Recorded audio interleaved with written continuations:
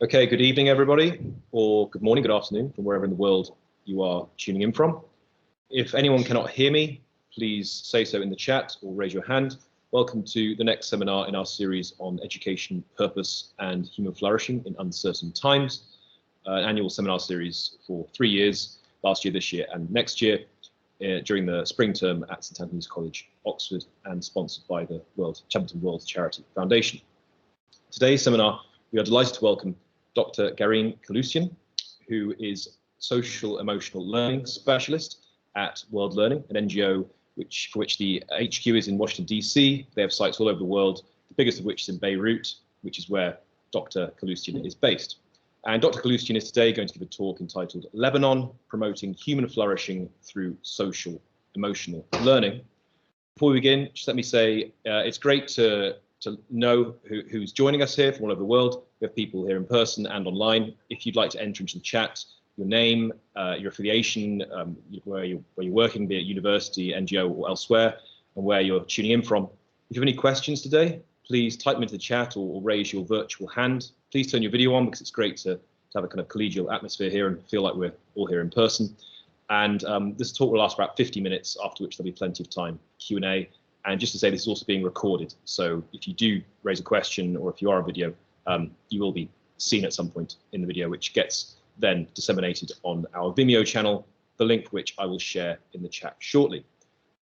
So I now leave it up to Dr. Kaloustian to take it away. Thank you. Thank you, John, for the introduction. So thank you for being here and welcome virtually and in person. So my talk today will be on promoting human flourishing through social and emotional learning, definitely in very uncertain times, unstable context, especially globally, actually, and especially from my own little Lebanon.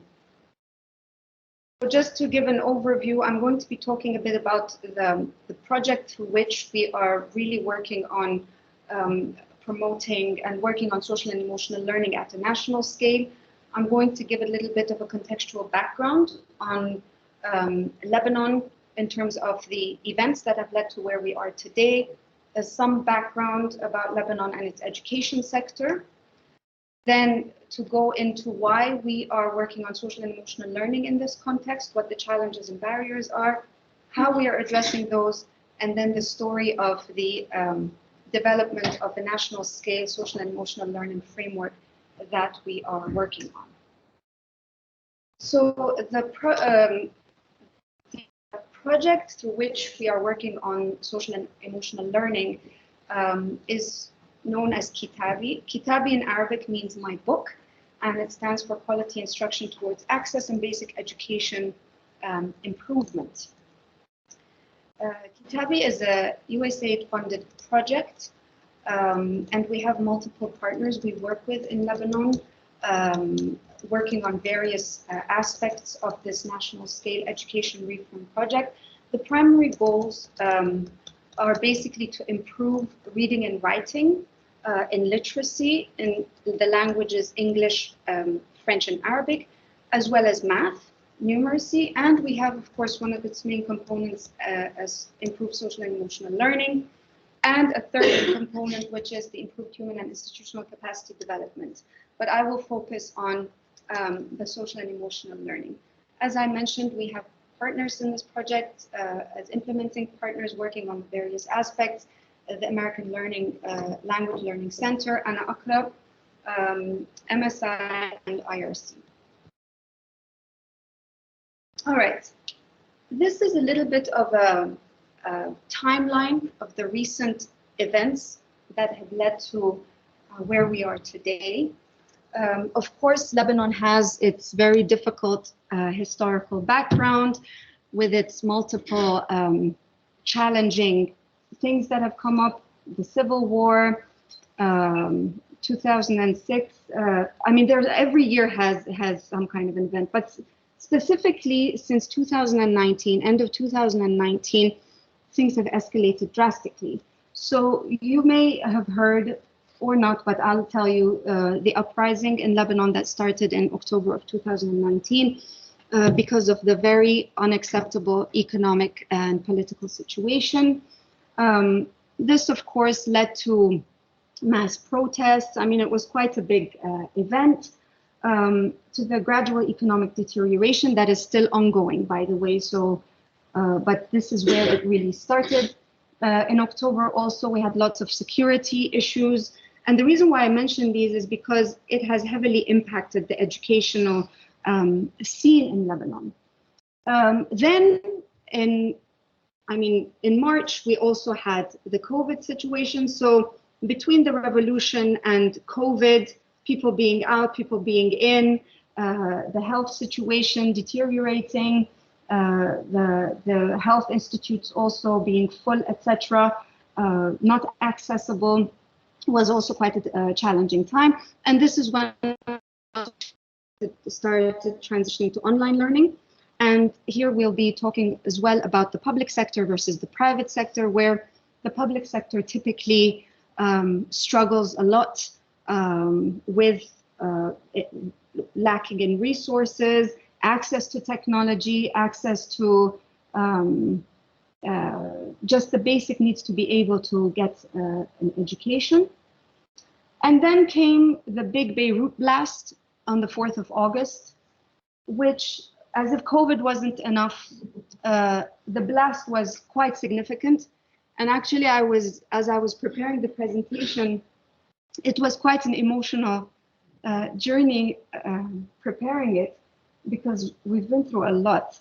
So that happened, and the city was quite destroyed, and the economic situation and the political situation and everything has been deteriorating.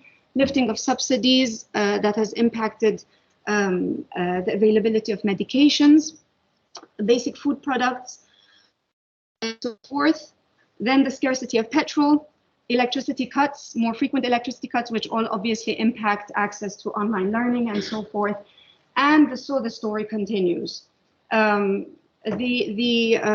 current situation is all the same, but either the severity has minimized, or we have just abnormally adapted to the situation. So we'll see how that goes. So this is the timeline.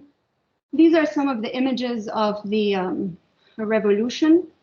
You can see there, actually this was that picture where you see the fist, which says revolution on it, the one on your right. My office was right behind this area. I mean, we moved since, but this is where all the action was happening. All the graffiti and the artwork that, and the destruction in Beirut is quite significant. I wanted to point out here on the right bottom graffiti, I've labeled one of the words on the wall. It says Benej, which means anesthesia. And this is something that we'll talk about in a little bit as well, and its significance. Some images from the Beirut blast, which were quite intense as well.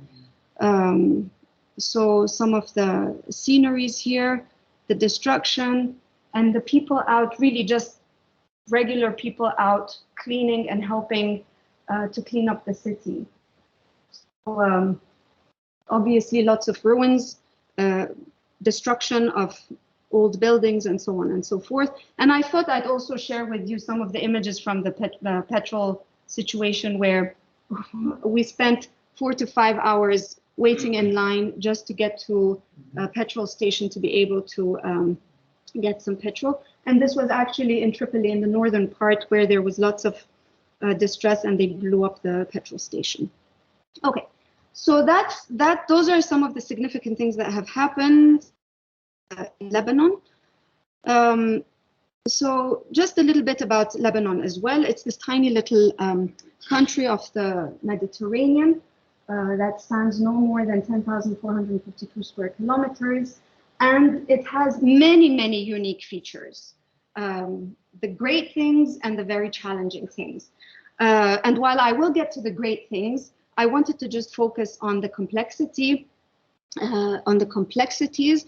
And I specifically use the term complex because it is a very complex context. It's not a complicated situation. It's just extremely, extremely complex. The way that one thing connected to the other, how things are connected, and how we are where we are and continue on going in this direction is quite unusual. Okay, so we said that it has some unique features, and these are basically the three big ones that I wanted to mention is how a population of 6 million right now cohabit at different levels. And this cohabiting is happening amongst 17 different sects across the country that range from very liberal to very extremist views on different topics, ranging from different beliefs, religions, values, and so forth. That leaves an entire educational system with very little room for critical thinking. And we will talk a little bit about that after as well.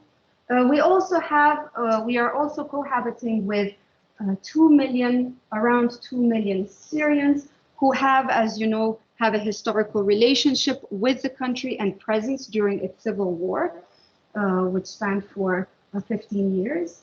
And now, given the Syrian crisis, there is a mass influx into the country in such a small space as well, bringing with them very explicitly troubled historical relations.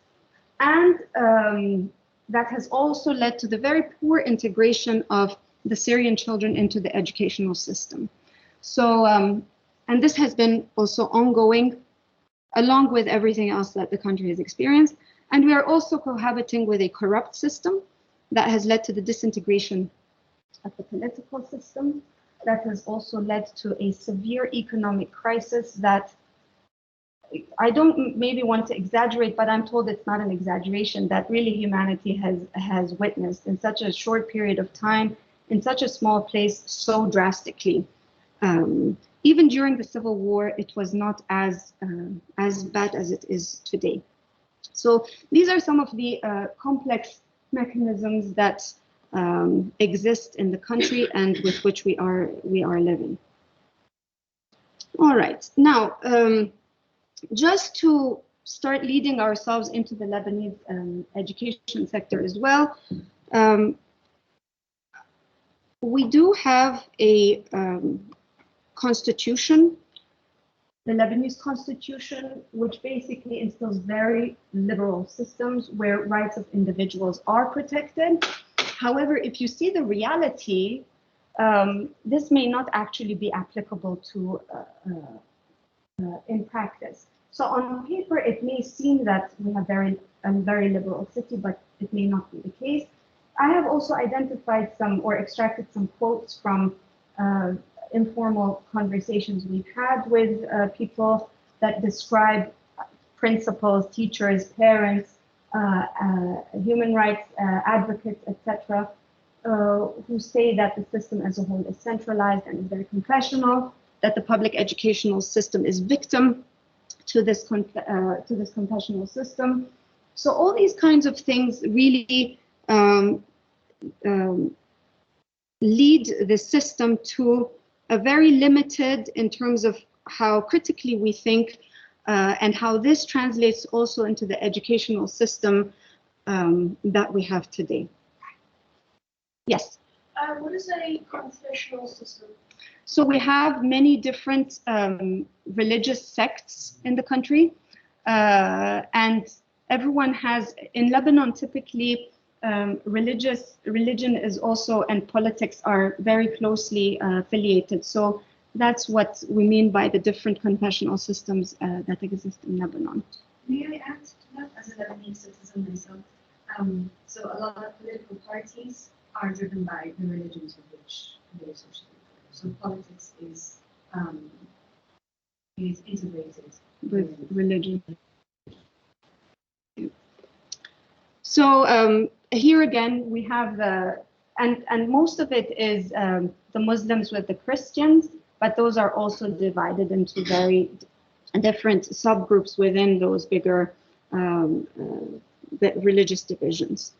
And the idea that people who are in the system typically are not promoted or accepted based on their competencies or their abilities. Again, not to generalize, because there are some great individuals who are trying to make change in the system, but on a large scale, these are people who are selected based on what political affiliation they typically have. So any good that is done can happen by chance, but not intentionally for a greater good, but rather to serve the purpose of their leader. And again, the education sector does not encourage the critical thinking, because the political system strongly discourages a system where there is a lot of critical thinking. All right.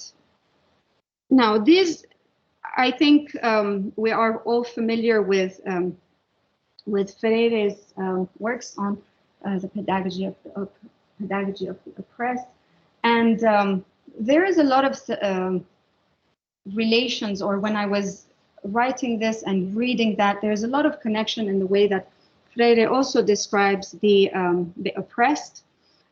And there was this connection that I wanted to make, given our educational system and given that we don't encourage a lot of critical thinking, and nor is social and emotional learning a part of that educational system.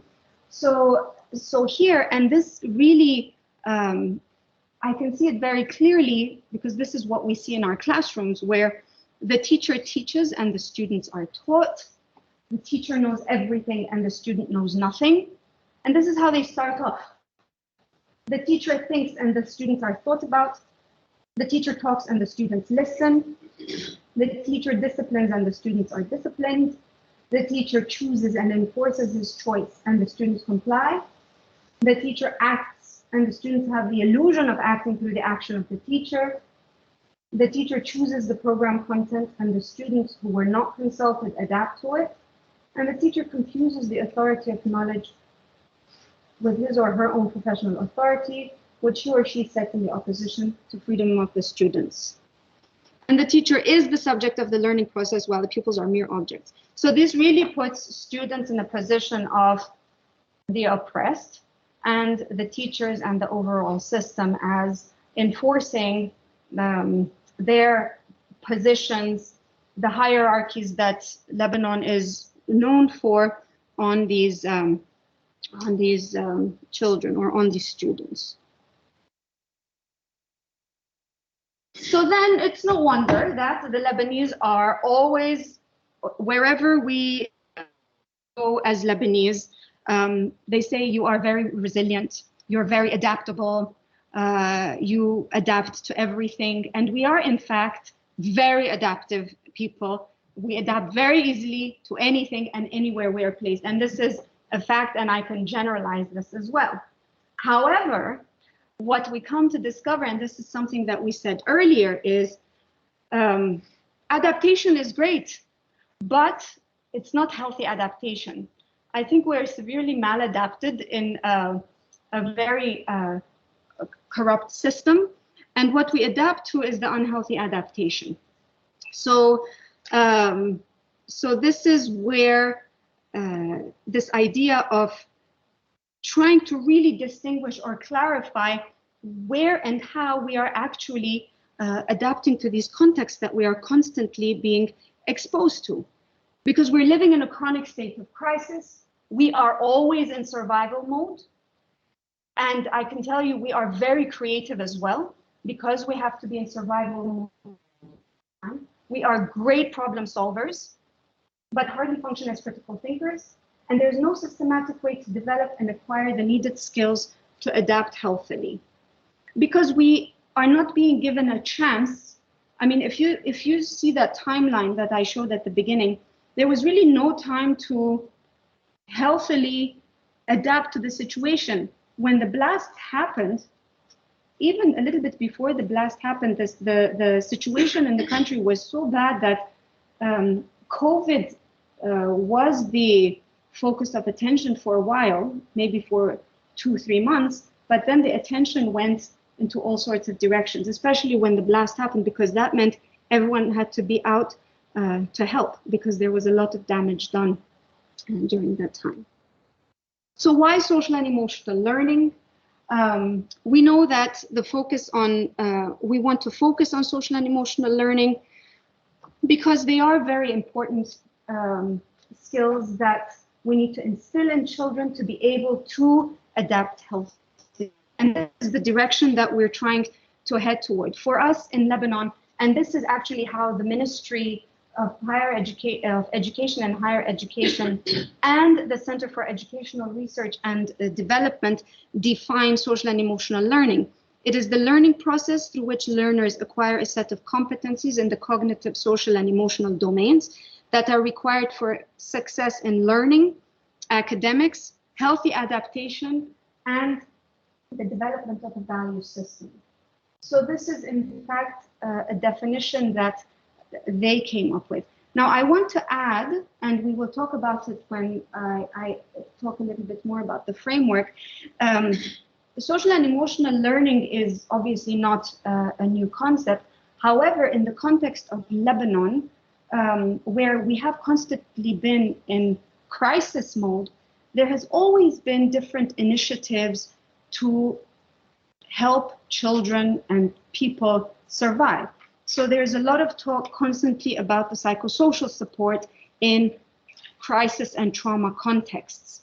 But we have never spoken about social and emotional learning as a developmental progression of skill acquisition, and the most important skills that we're going to talk about in a little bit that have been defined or prioritized by the Lebanese population or the Lebanese government, but we've also gone to the ground.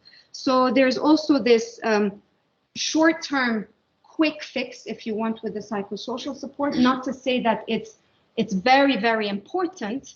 However, the initiatives are very fragmented and there's nothing systematic to help children acquire the needed skills to be able to adapt healthily. Okay.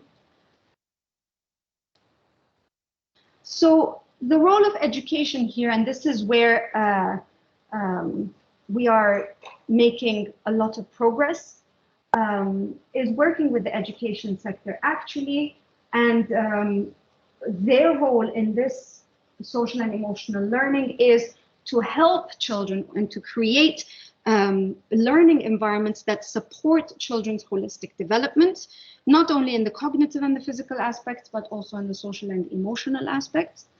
And by nurturing these context-specific social and emotional competencies that are valued by the Lebanese population and are applied in systematic, intentional, and developmentally appropriate ways, children can progressively acquire the skills to adapt healthily and be successful in school and in life amongst the different cultures, religions, beliefs, and in any other context. So what are some of the challenges and barriers that face the social and emotional learning landscape in Lebanon? When we started talking about social and emotional learning, it was very easy for people to talk about social and emotional learning and psychosocial support interchangeably. And people can define social and emotional learning in any way, thinking that it means something or meaning it to mean something, whereas it actually means something else, in a context where this language in social and emotional learning is very new. So we definitely, one of the biggest challenges which we are working through is a lack of a unified vision and understanding of social and emotional learning. Social and emotional learning is not part of the educational curriculum, nor part of the pedagogical approach. And learning, there's a lot more emphasis on academic outcomes, and in Lebanon, we prioritize grades more than the overall well-being of the child. There is a lack of sustainable professional development programs and professionally trained teachers professionals in the field. So for example, when we know that some of the most important years are the early years, the system in Lebanon says that teachers who teach higher grades have better positions. So it's as if when you move from kindergarten and they move you to 6th grade, you've been promoted. And if they don't have enough teachers in the early years, and they get a teacher from 6th grade to the KG classrooms, to the kindergarten classrooms, they're demoted, and it's not seen well or received well. So there's that lack of, again, awareness and professional teachers. There's lack of evidence-driven data on children's emotional status that would help inform how to better the curriculum, how to better the learning environment for these children, and how to better the overall school environment. And then the last one is what I mentioned earlier, this idea of the psychosocial support that is the short-term. It's not a quick fix. I'm just saying that it's something that is used for intervention when there is a crisis context, and that's what Lebanon has been in for many years, as opposed to the longer term social and emotional learning that needs to start from the very early years as part of the curriculum and the learning and the development of the child. Okay, so there is this aspect as well, the short versus the long term. So, so now that we have seen all those challenges, since we are great problem solvers as Lebanese, and we are actually critical thinkers, we are now working on a national scale to address these challenges. And you can see that there is a lot to work with, but working at a national scale with so much support right now and more awareness. And I must say that it is unfortunate that the blast and the Syrian crisis and Corona and the revolution have all happened for there to be a momentum for people to start talking about social and emotional learning, because social and emotional learning has become trendy as well. And us Lebanese love trendy things. We like to go with you know, what's most trendy. But what's worrisome there is that we don't know really how to make sense of it in our context. So that's what we are trying to work on right now, trying to make sense of what the social and emotional learning for Lebanon is.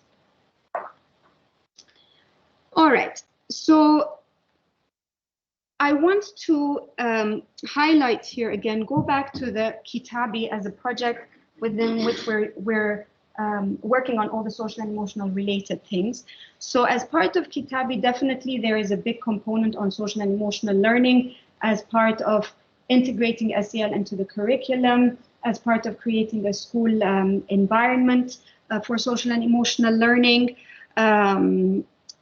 But additionally, we have gotten support from for example, developing the framework, we have gotten support from Templeton to work on contextualizing social and emotional learning, which is what I would like to talk about now. The whole story about the social and emotional learning framework started in 2018. The collaborating entities are the government of Lebanon, namely the Ministry of Education and Higher Education, and the Center for Educational Research and Development. Those are the two entities that have to approve everything before it can be endorsed. Okay. We also had World Learning as the main implementing partner, and the academic institutions. We have faculty from the Lebanese University, which is a public university. So it's very important that we have their engagement. We have NYU Global Ties, and we have Harvard University. So at different times, all of us consistently have been working together.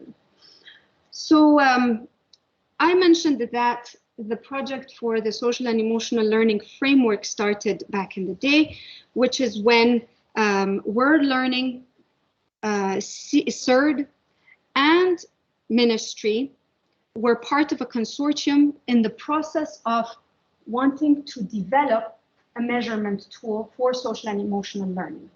Just like that. There were funds, there was a great initiative, and this was part of the 3EA MINAT consortium from NYU Global Ties. So World Learning was a part of that, and there was a policy research partnership to come together to develop a social and emotional learning measurement tool.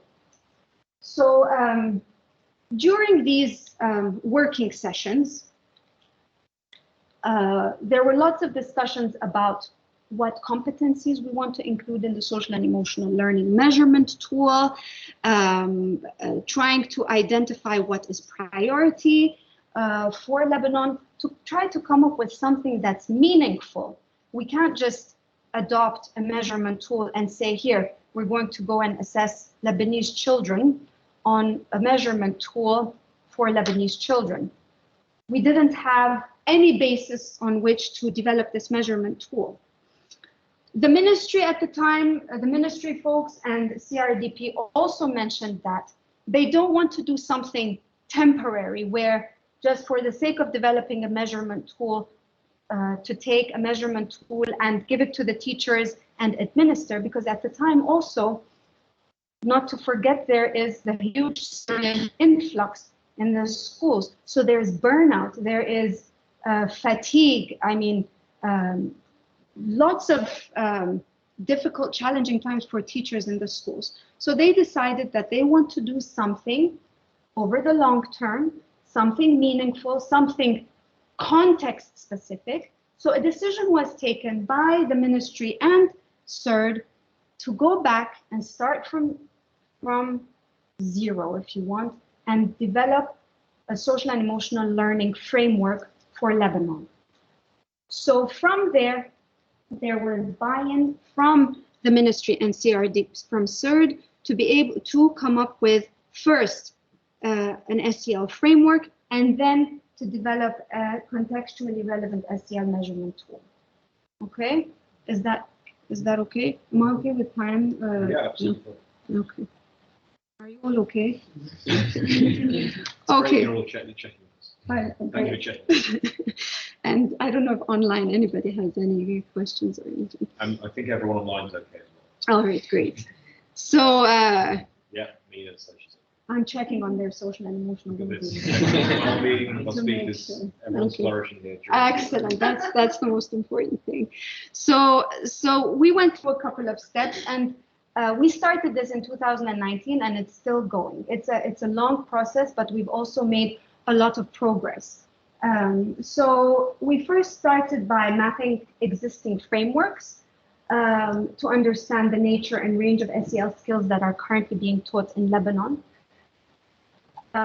And then we asked, we worked with CERT and Ministry of Education to identify competencies that they considered priority for Lebanon, because each works at a different level. CERT is develops the curriculum and the training materials. And the ministry people are in the classrooms, they do observations, and they observe quality of the classroom, etc. So they are in a good place to be able to identify and state which are the priority competencies. Then we went through a validation process of the prioritized competencies, and then we will go back to revise the framework. We have not yet reached phase 4. So just to go a little bit into each of the phases, we asked the ministry and CERD to identify SEL or PSS frameworks that they use for programming purposes.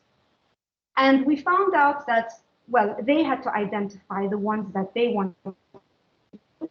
That CASTLE was a common framework that both ministry and CERD use.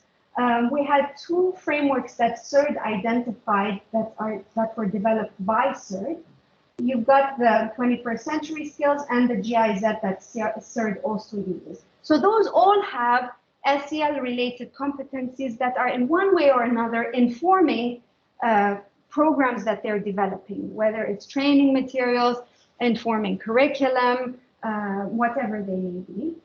And then once those frameworks were identified, NYU actually, because they were the ones supporting us on the measurement tool, and then we went back to the framework.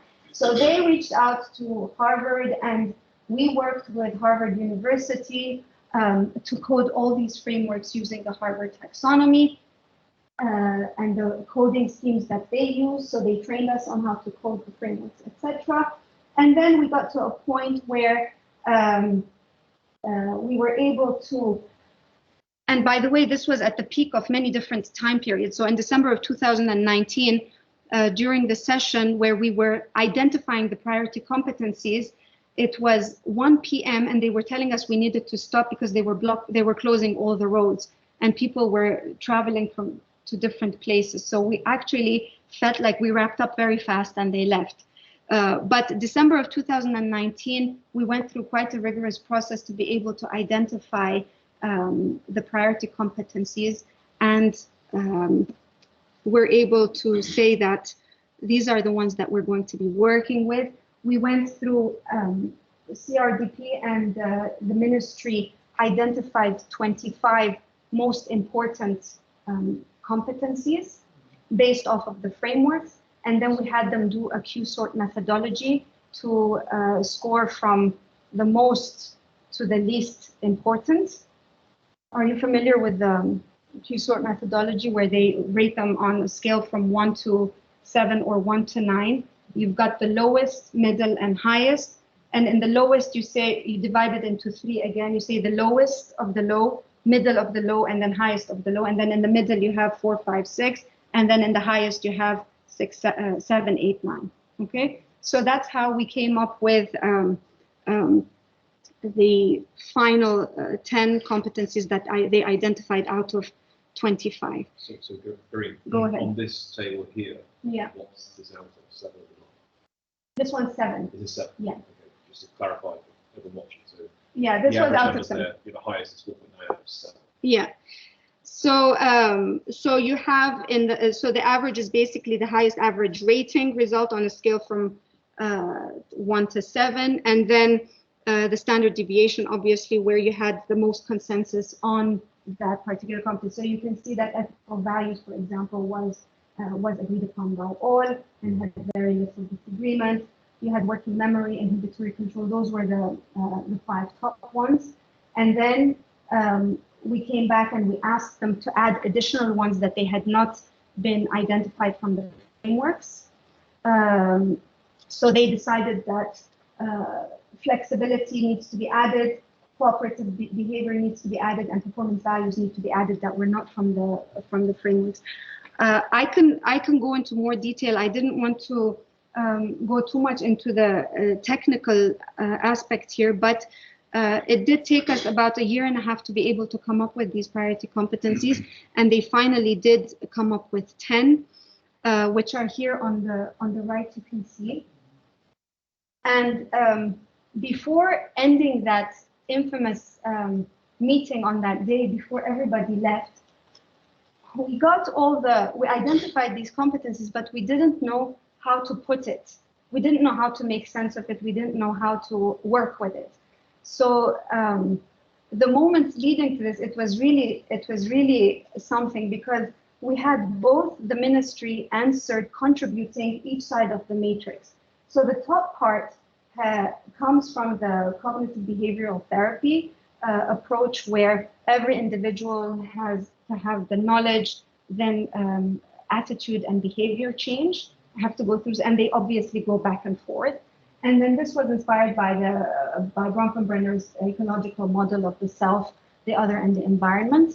So all these competencies that you see that have been placed here are happening at the level of knowledge of the self, knowledge of the other, knowledge of the environment, with all the different competencies that are within this matrix. Now, this matrix alone, of course, is very difficult to understand, but it has evolved a lot, and we have a better sense of how to apply this in practical sense.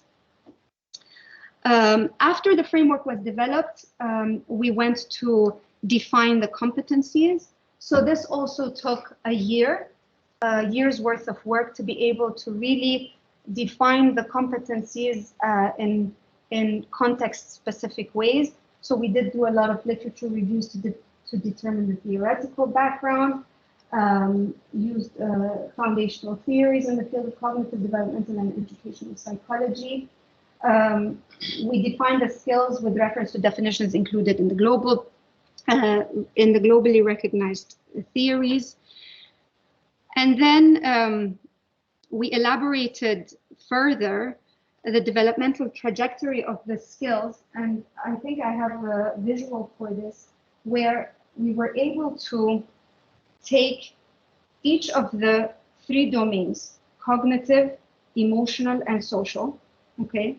And we took each of our 10 competencies, values, etc., and we were able to put them into the 3 big constructs. So flexibility would go under cognitive, emotional, and the social domains. And within each of those, what we tried to do was thinking further on how this could be used in practical terms for assessment purposes, for observations, etc. We used Bloom's taxonomy to be able to categorize the skills from the hypothesized lowest level of complexity to the hypothesized highest level of complexity, so that we can really assess children's skills at all these levels, developmentally, if you want. Is that, you see what I'm saying? I think I have, it's something like this. So you can see for the cognitive domain, this is values under cognitive. So you have understand the characteristics of the surroundings of the environment, and you can get the Bloom's level, it's at the level of understanding. So it's going at all the levels of, not all of them, but whatever was relevant actually. So this is somehow we were able to, and this was something that the ministry and especially CERD really supported, because it really fits the educational system. It fits the way we, it fits the way that we assess children, not that they are assessed on these, by the way. And we were able to break them down just so that we are able to give children the opportunity to develop these skills and for children to be able to be assessed on these particular skills at different levels. Okay. The reason also that we did this breakdown, just to give a very simple example, is in Lebanon, ironically, they believe that critical thinking is the most important skill to have. Without asking what critical thinking really is, without really knowing how to nurture or support children's critical thinking skills, they just say critical thinking. So what we were able to do was include critical thinking at all these levels under the 3 domains within each of the competencies across the different levels of the hierarchy of skills. Okay. Talk a little bit more about that. And here, once the definitions were finalized, we wanted to validate to see if these competencies are really priority competencies. We worked at the level of the government, where the ministry and CERD were involved, but we didn't get any input from the ground. The teachers, the principals, the children, and the parents. This is where, with the support of Templeton, we were able to do a national scale contextualization validation study of these. And this was, by the way, during COVID. So when we first started with this, we didn't obviously anticipate that COVID would happen. We had quite an ambitious goal of targeting much larger sample with the intention of doing focus groups, face-to-face meetings, However, with COVID, we had to do away with the focus groups. We ended up focusing on in-depth interviews, and everything was done over or online, okay? Either through Teams or on Zoom. So this was during COVID, and it was pre-4th of August Beirut blast. And I do specify the pre-Beirut blast because that had a huge impact post blast. So during COVID was something very different, and then during and post blast was something very, very even more different. The questions that we asked were how social and emotional competencies are defined, and which social and emotional competencies are seen as the most important for Lebanese children's development and success in school and in life.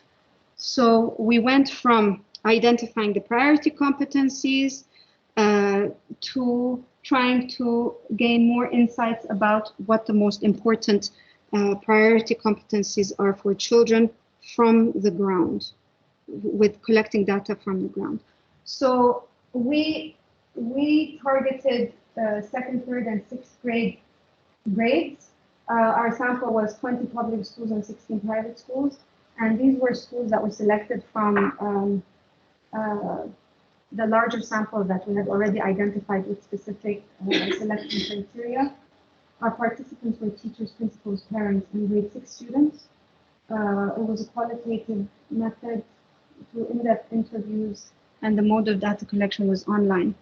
I'd like to highlight here that the public system to be able to do any kind of research is very, very challenging.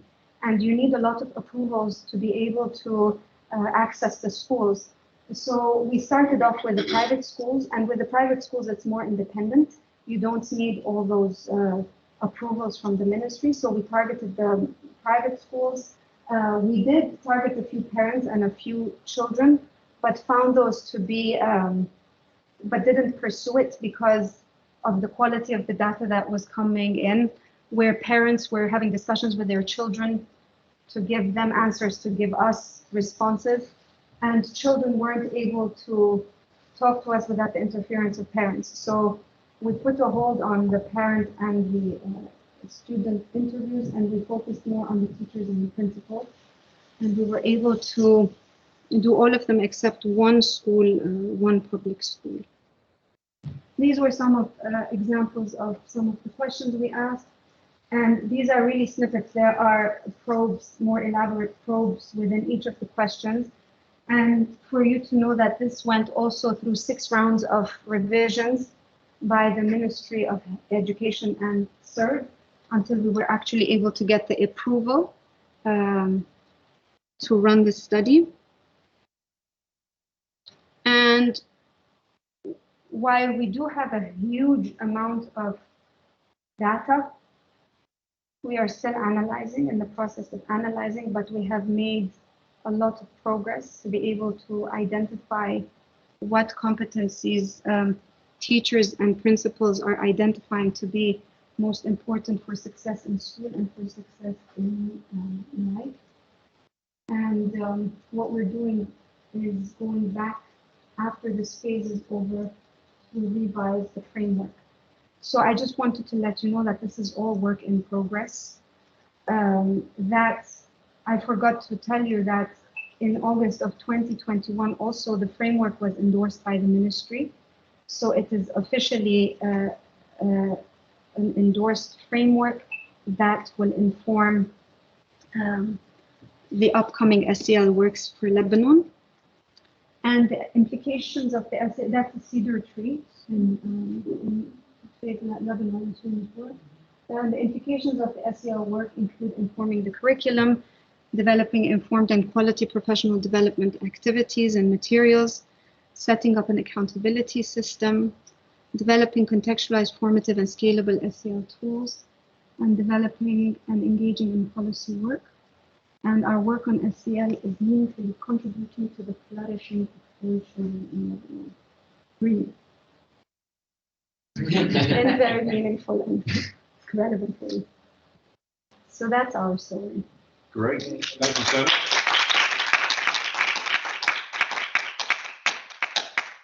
Thank you so much, Garene. Right, we have plenty of time for questions here. So if you do have a question, anyone attending online, I'll speak louder, sorry, it's the mic's not far. If you have a question, please post it in the chat or raise your virtual hand or your physical hand, ideally virtual hands we can see. And anyone here, please raise your physical hand. First hand that came up was from Garene Kaloustian, who is one of our attendees online. Garene, please introduce yourself and say your question. Hello, thank you. I'm a research fellow from Purdue University. Thank you very much for a very interesting and informative talk. I'm very curious about aspects of the work that you're doing in terms of social emotional learning. My question for you is, you mentioned, oh, I don't know, shall I wait until, I think she's sorting. Okay, we can hear you. Okay. My question for you is, you mentioned near the end that most of your research took place in private schools because that was easier access. So it'd be interesting to, I mean, do you have any hypotheses about how your data might compare if you were able to go into mainstream schools where perhaps there might be a wider level of disadvantage? I don't know.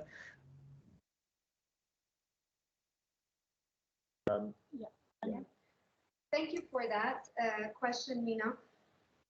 I just wanted to mention that the private schools also, the selection criteria as well for the private schools was very similar to the public schools. So in every governorate where we had identified the schools, we had the public and private with similar backgrounds. So I'm not sure if, I mean, we will see if there is any, but in as much as possible, they're fairly similar. Lovely, thank you for your help. It's great. Okay, thank you so much for that question, Mina.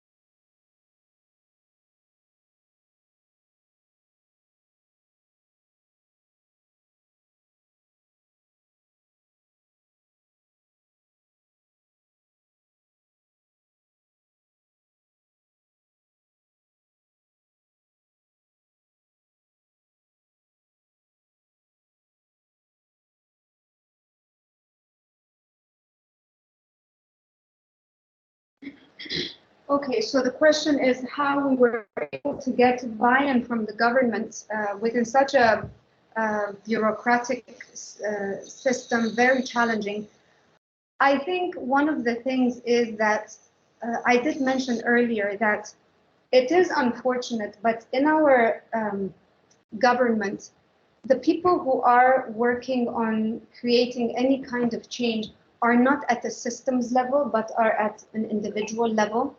And sometimes those individual people happen to be people who do have decision-making, I don't want to call it power, it's not flourishing. You know? The people that have the power authority to make decisions in the society. Yes. That's what you mean. That's what you mean. Yeah. Okay. Those are so that was one thing, and we also have a long-term relationship that we have established with these individuals, and I think it's so difficult to document. But honestly, I mean, we have documented, but the actual relationship that we have developed over the years, I think has really gained their trust. The consistency, the transparency, the engagement, and this is all their work. I don't want to make it sound cliche, but really they have ownership over the whole project. And they do know what's good for the country. They are technically expert people in the field. And like I said,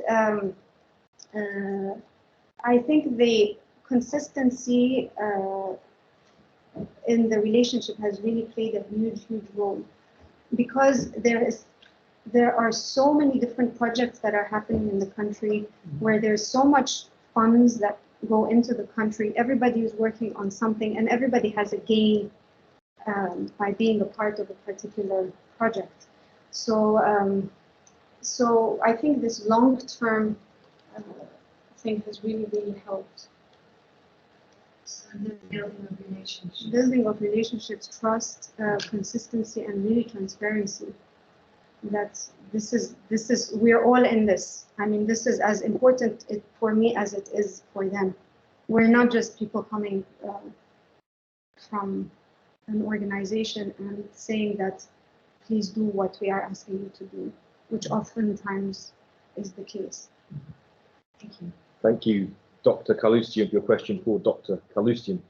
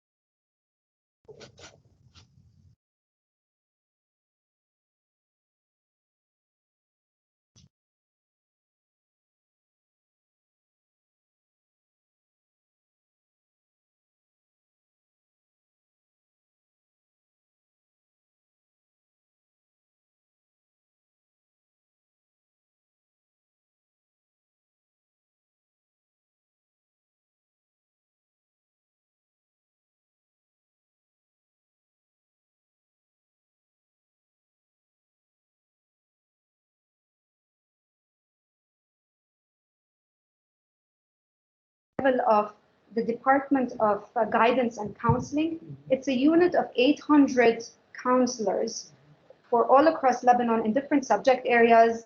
They go visit the schools, they do their observations, etc. And we were able to work consistently with them. And one of the things, interestingly enough, was the director of the Guidance and Counseling lady said, finish this framework so that we can have the minister sign it before he leaves and before the new one comes. But because she has power, she is in that place of authority, and she was very supportive of the work that we were doing. She was facilitating a lot of our work. I don't want to say that I mean, this particular situation worked out, luckily, although there has been a lot of turnover, even in the ministry. So we've somehow managed, I don't know, just maneuvered around and managed to. Thank you. Great, thank you, Emily, for your question. Next up, we have the man known on the screen as Junior Proctor, but also known as Dr. David Johnson, who is the project lead for this research project. David, if you'd like to unmute your mic. And hi, thanks, John. Can you hear me at all? I can't hear you now. Seems how about now? Okay, that's brilliant. Thanks very much, and thank you. And I'm sorry I ran a bit late from a meeting, but I'm going to dash over to St. Anthony's in a few minutes, so I shall see you with a glass of wine and maybe ask my question personally too. But I was fascinated by the presentation, and I have, since you're a social and emotional learning expert person, I have mixed emotions. One is that I'm actually if I were a 6-year-old, I would say I'm very unhappy about the way in which you portrayed students in Lebanon, and particularly using Paulo Freire's framework to suggest that we all 6-year-olds might be oppressed, that we have no agency, and that teachers, we sort of mere blank boards for teachers to write on. But perhaps that's a question we can discuss at length over dinner. The question for now, perhaps, is a slightly more is one that I would express, really great enthusiasm and enjoyment and a lot of applause for what you've been trying to do with the trying to develop a sort of competency framework for what is a very delicate area. But I just wonder, really, there's a number of things I worry about. Are we at I know there's a lot of international clamor saying we really need a competency framework and we need to be able to assess these things because we don't really know anything or enough about them. And so there's a huge effort, as you've just explained, that has gone into developing a competency framework for social and emotional learning with a huge amount of resource, a huge amount of time, a huge amount of buy-in and everything else.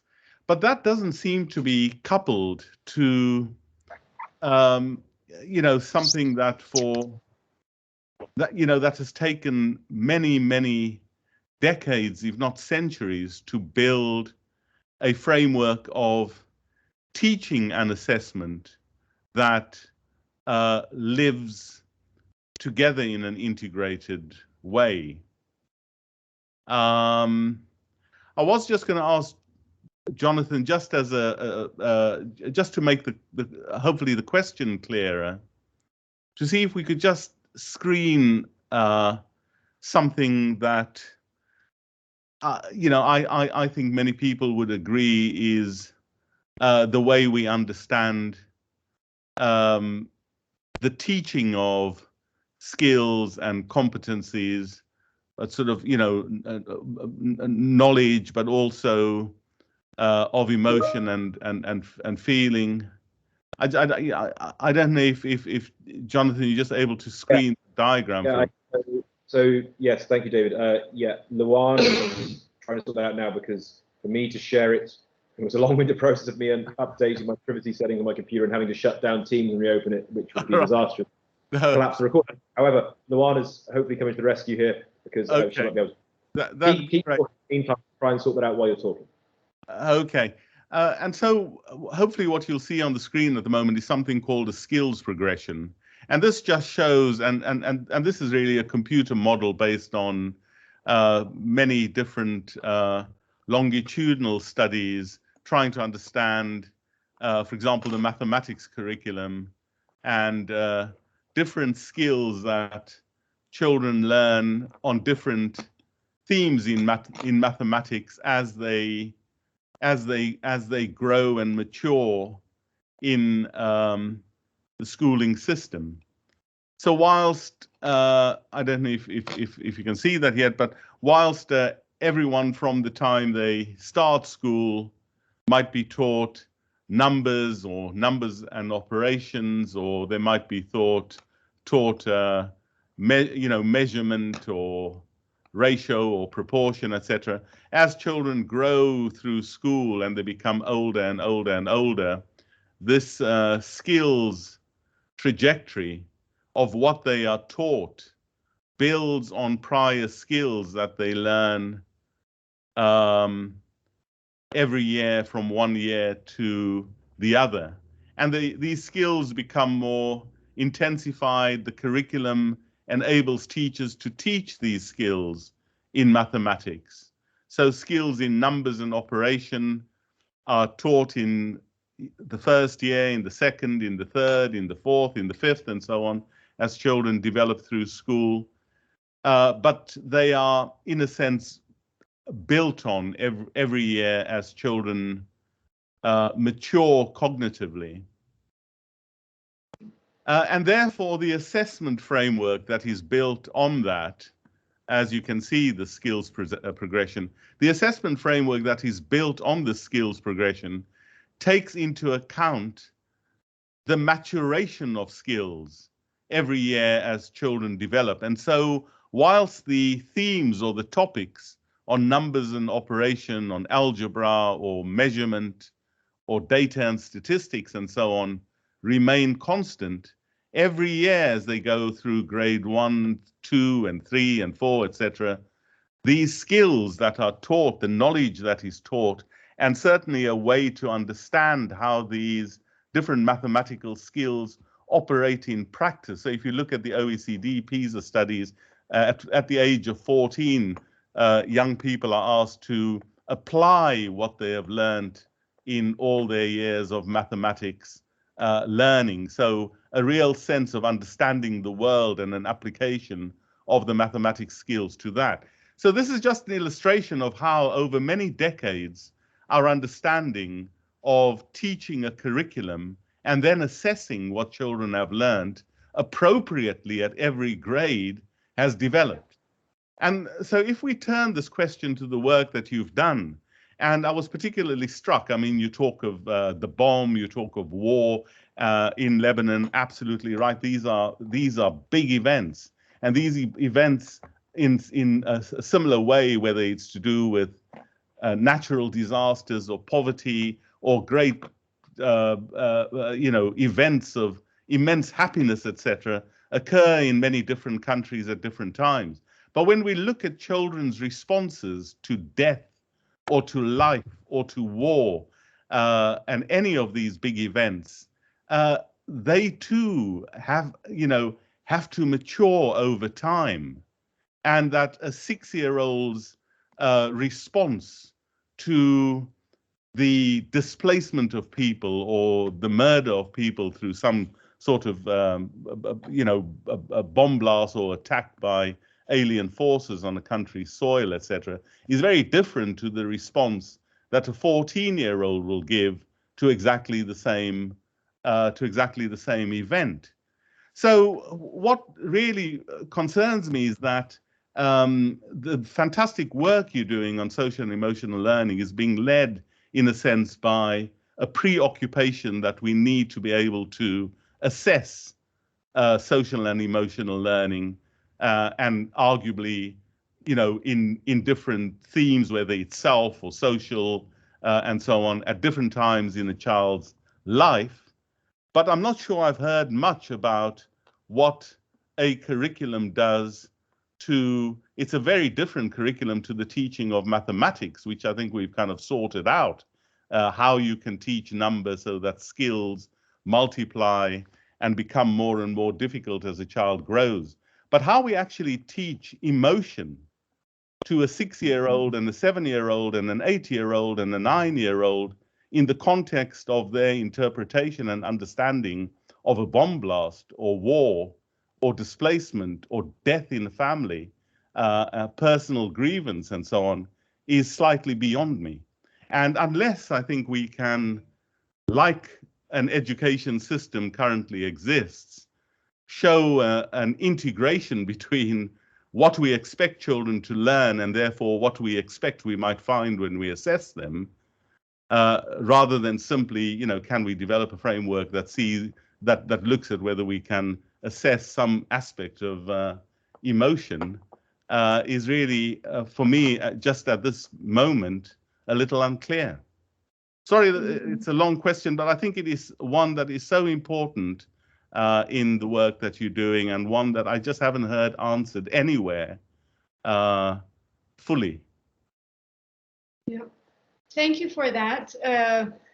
I just wanted to highlight as a start. I mean, this isn't about just being able to assess children's SEL skills. I mean, developing a measurement tool to be able to assess this now at this point in time amidst all this chaos, etc. What we're trying to do, we are really at the very, it's so preliminary is happening in Lebanon right now in terms of, first of all, identifying or acknowledging the fact that social and emotional learning is very important for young children, for their development, to be able to, you know, as we said, to be able to succeed, whether it's in school or in life in general. The social and emotional learning aspect comes at a time where Lebanon is also working on an entire educational reform that needs to consider SEL as part of the curriculum, as part of the pedagogy, and as part of the learning and development of young children. So we're not, I mean, I don't know, in case you know, I'm not answering, and obviously this does require a lot of conversation, because I didn't delve into the structure of the framework and how the framework is designed to be able to also be flexible in a way that it adapts to, or it fits the contextual or the changes that are happening over time. There is a lot of that part of the framework that I didn't really go into, but I just wanted to again say it's really establishing. There's still so much work that needs to be done. It has to be done progressively. Right now, it's just really identifying or getting conversation, awareness, dialogue. I mean, creating a platform where this work can actually be implemented. We are still very far from doing something as advanced and as sophisticated as this visual here with the skills progression. But definitely the work that is being done is headed in that direction. It's really, there's still just a lot of work to be done. And I can definitely elaborate further if you are interested in what the framework looks like. But this wasn't presented as a way of, you know, solving all the problems of being able to assess, etc. But it's really just creating, it's just a start to coming years worth of work still that needs to happen. We don't have the basics in the country yet. And this idea of always trying to meet children's immediate needs, where you're constantly doing intervention, as opposed to working at the level of prevention, where it's part of the children's learning and development, what we're actually trying to establish right now as on a much larger scale as part of the educational curriculum. So we're still at maybe point -6, but we're you know, we're getting there. Mm-hmm. Thank you so much for your question, David. Do you want to say anything on that? I don't know if that addressed it. Or shall I move on to other questions, David? Did you hear me then, David? Oh, sorry, I missed you, Jonathan. I'm sorry. Yeah, thank you very much for your question. Did you want to say anything else in response, or would you like me to move on to other questions?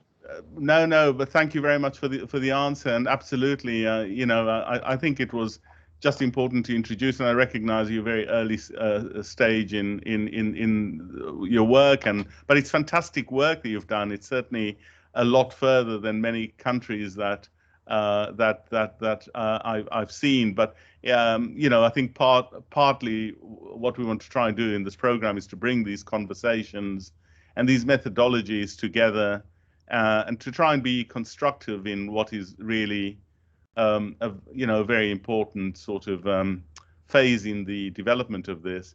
I think in countries like Rwanda and Kenya, Uganda, a lot of ambitious developing countries have opted for a competency-based curriculum framework, some of the examples of the South African curriculum, where they define different competencies as, clearly knowledge or application. You showed the Bloom's taxonomy. But integrated in the competency-based framework is essentially, so if somebody were asked a mathematics question about proportion, and the teaching exercise was that there are poor people and rich people in a country, and richer people have 3 times the income that poorer people have, children can sort of learn mathematics contextually, or at least about that topic. And then, when it comes to the idea of social or emotional, questions around empathy or understanding, in that very same lesson, teachers would ask, is it fair? Is it fair that there is such a disproportionate income between poor and rich? And this example really is suggesting that there's no need for a separate curriculum on what you call social and emotional learning, but that an integrated curriculum that looks at the cognitive understanding of proportion and ratio and distribution, etc., can be dealt with in a mathematics lesson, and that bigger social, economic and political questions, when it comes, to making meaning, can ask children whether they think it's fair or proportionate, and have an entire debate about that. And when this happens, things like history or equality or the genocide or apartheid or invasion or whatever it is made part of a curriculum that encourages children to be able to feel and think and grow intellectually, but in concert with the kinds of things that they're learning. And I think the minute we sort of try to divorce cognitive learning from social learning, and we start calling it something else, I think we probably are making a mistake. Thank you. Do you want to say anything else, Gary? Yeah, one of the things about this, I mean, it's about the teaching and it's about nurturing these skills, right? I mean, you're absolutely right that it's not, it's such a natural part of pedagogy in the way that you teach and model and intentionally teach these children these types of skills, but in a systematic way as part of that curriculum. I mean, it's and this is what we're talking about. I mean, social and emotional learning is an integrated, I mean, it is part of the learning as much as math is, as much as French or Arabic are. But in Lebanon, these kinds of things are really seen as very separate. Now you were saying, once we separate those, then this is not a good situation. In Lebanon, this is exactly what we have. It's as if SCL and the cognitive aspect or the knowledge and the academic outcomes are separate parts. So there is a huge awareness that needs to still, I mean, we are still at the, like I said, at -6, I said earlier, trying to really raise awareness, understanding about the importance of this. If you don't want to, let's not call it SCL, but let's call it at least sound pedagogical approaches to support children's overall well-being, to be able to perform better, to be able to engage, and so on and so forth. And yes, it was very harsh maybe when I said that the children, a 6-year-old child would not be very happy about being in the class and being said that, comparing it to what Freire has described best. But this is honestly, when you look at our educational system and the way that pedagogy is understood, the way education is understood, it's all about putting the fear in children. It's I am the one who knows. You sit and you listen. principal tells me, go and observe in this classroom, children are very quiet, because a quiet classroom is considered a good classroom.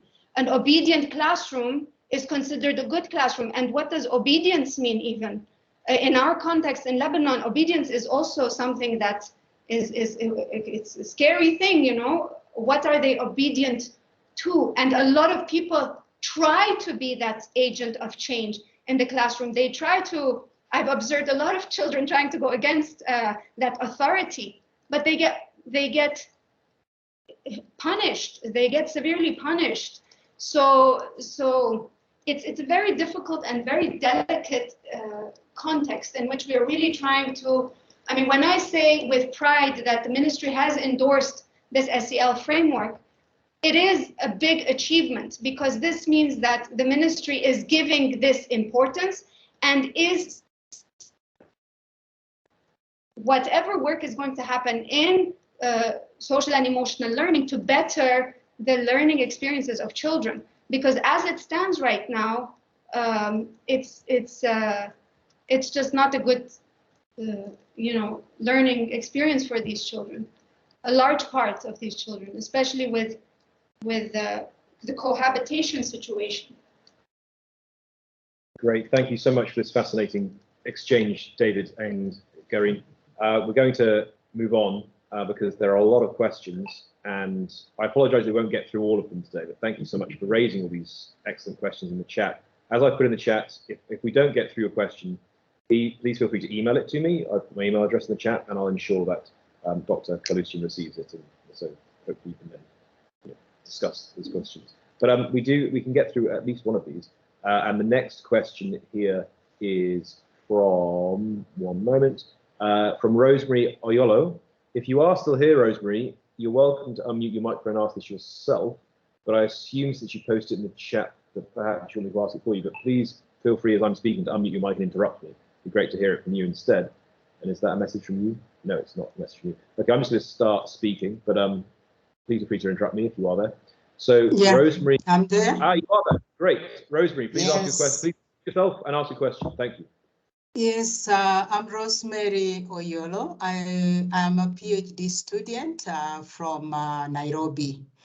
Thank you for your presentation, quite interesting. I think I will send other additional questions, but I will ask this.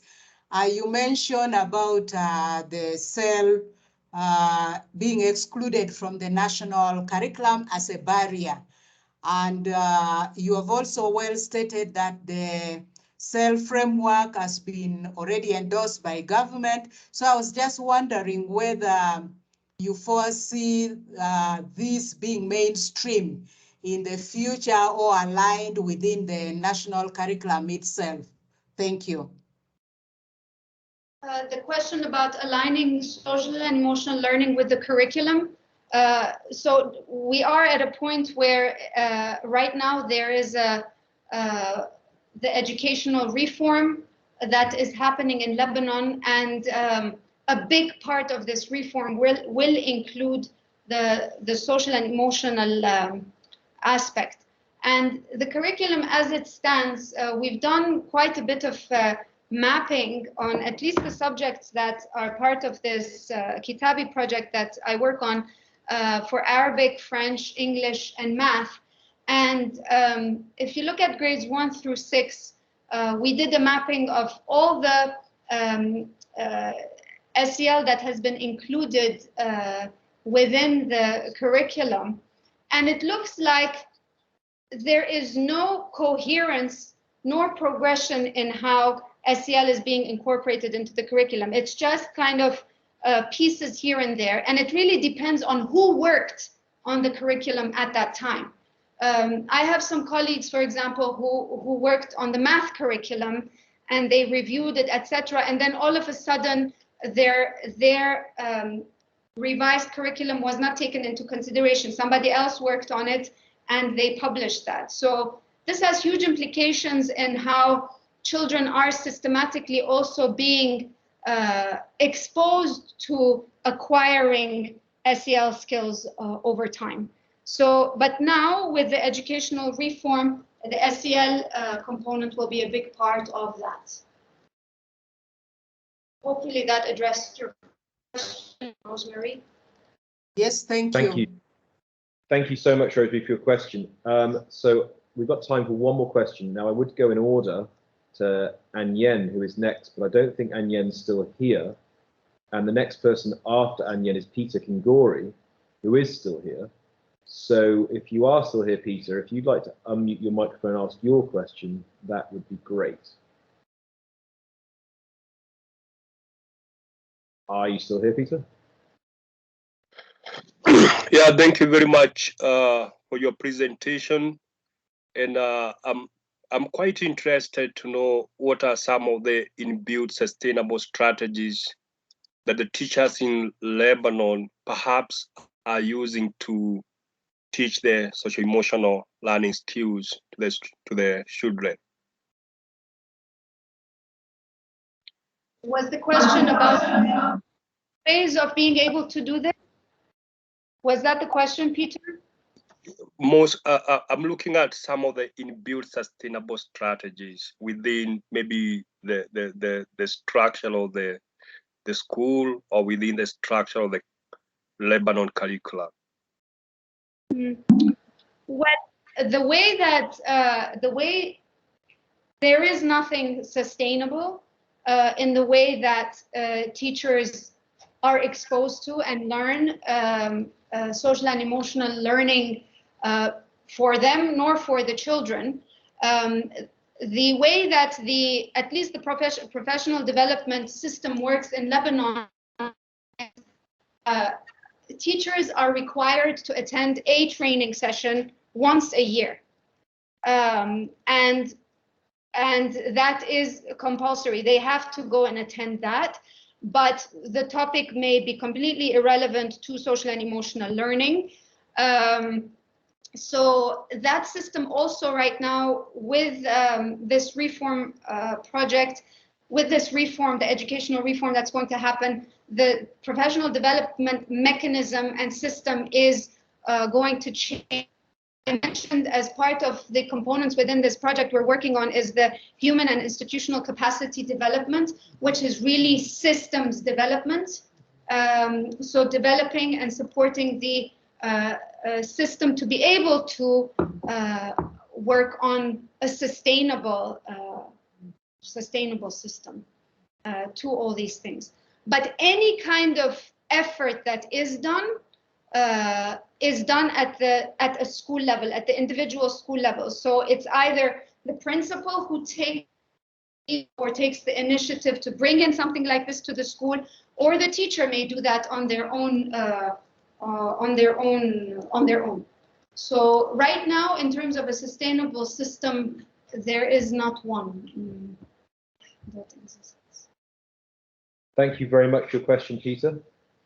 And thank you very much to all of you who have joined us today from all over the world online, and all of you who joined us in person today. Thank you for your questions. Like I said in the chat, if I didn't get your question, I'm sorry, we've run out of time, but please feel free to email it to me, and I will ensure that Dr. Kaloustian receives your question. Enjoy the rest of your day, be it morning, afternoon, or evening, and we are back here next week at the same time. There's two more seminars left this term, this year. We hope to see you then. Enjoy the rest of your day. Thank you.